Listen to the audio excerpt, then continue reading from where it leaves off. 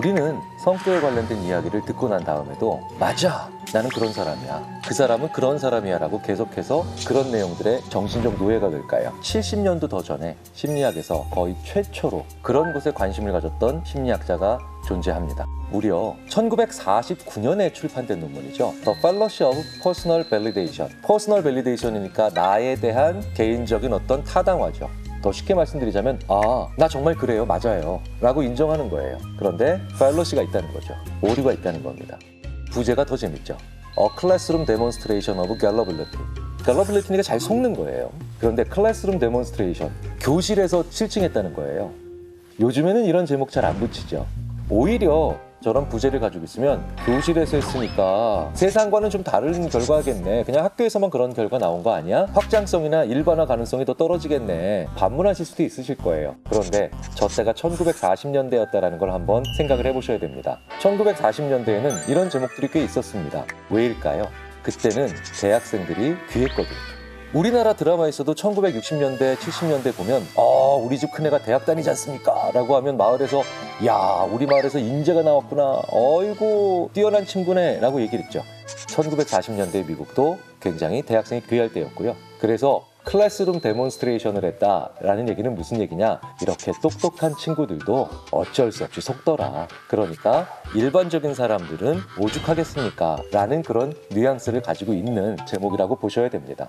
자, 그런데 공부 잘하는 대학생들도 쉽게 속았던 그 내용이 바로 뭘까요? 어떻게 실험을 했는지 한번 볼게요. 심리학개론에 들어온 학생들에게 어떤 질문지를 나눠줍니다. 그리고 거기에다가 자기의 응답을 적어서 제출하게 하는 거죠.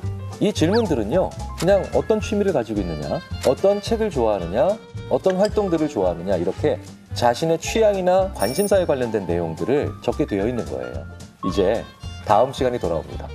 학생들이 이렇게 앉아있는데 실험자, 해당 시간에 교수님이셨겠죠? 그 포로 교수께서 이렇게 얘기하죠. 자, 우리가 이걸 통해서 여러분의 성격을 분석했습니다. 그리고 결과지를 나눠줍니다. 물론 여러분들이 동의하지 않을 수도 있죠. 그러니까 여러분들 우리들의 분석 결과에 여러분들이 얼마나 동의하는지 1. 전혀 아니다. 5. 정말 그렇다. 이렇게 표시를 해주시면 되겠습니다. 학생들은 굉장히 호기심 있게 어머, 야, 우리의 성격이 돼 라고 하고 받아들였겠죠. 어떤 내용일까요? You have a great need for the other people to like and admire you. 자. 첫 문장부터 이거 아닌 사람 있을까요? 네. You have a tendency to be critical of yourself.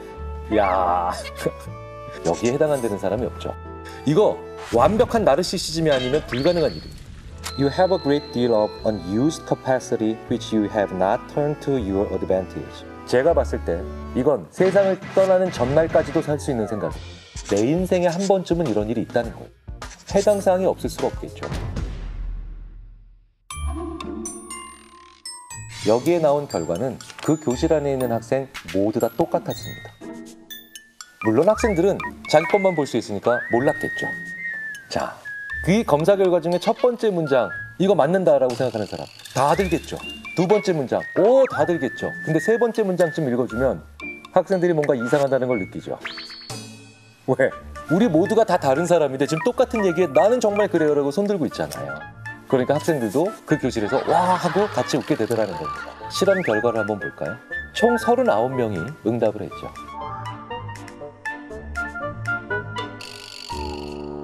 네버! 한 명도 없죠. 1도 없습니다. 2가 돼야 한 명 나옵니다. 저 사람 참 훌륭한 사람이죠. 거의 대부분의 사람들이 4에서부터 5의 접수. 그러니까 굉장히 강하게 긍정을 했다는 거예요. 그 유명한 반엄 효과라는 말이 여기서 나오죠. 반엄 효과라는 어떻게 정의가 되냐면요. 누구에게나 있을 법한 평범한 측면. 이렇게 아주 일반적인 측면을 마치 당신은 이런 사람입니다. 이렇게 얘기해 놓으면 사람들이 이 사람이 나를 잘 알고 있구나. 이 검사는 나를 완벽히 파악하고 있구나. 누구나 다 인정하지 않을 수밖에 없게 되고요. 문제는 그 다음부터죠. 그러니 이 물건을 사셔야 됩니다. 제 말씀을 들으셔야 됩니다. 라는 말에도 거부를 할 수 없다는 거죠. 그런데 이 반엄 효과가요, 아무한테나 일어나는 건 아니라는 걸 우리가 먼저 좀 짚고 들어가야 됩니다. 이런 실험에서 대부분 가운을 입었어요. 이렇게 모호하고 일반적이고 수상적인 말을 할 때 하나 더 붙어야 되는 게 권위가 있어야 된다는 겁니다. 이런 얘기를 아무런 권위가 없는 지나가는 사람이 하면 뭐래? 라고 얘기하죠. 그런데 그 권위라고 하는 것이 잘못된 방향으로 흘러갈 때는 근거 없는 얘기에 그 권위로 인해서 혹하고 넘어갈 수도 있다는 거죠. 이게 바로 무슨 얘기냐? 권위 있는 사람에게 과학적인 증명인 것처럼 위장돼서 우리가 속는 경우가 얼마든지 많다는 거고요. 머리가 좋은 대학생들도 예외가 아니라는 것.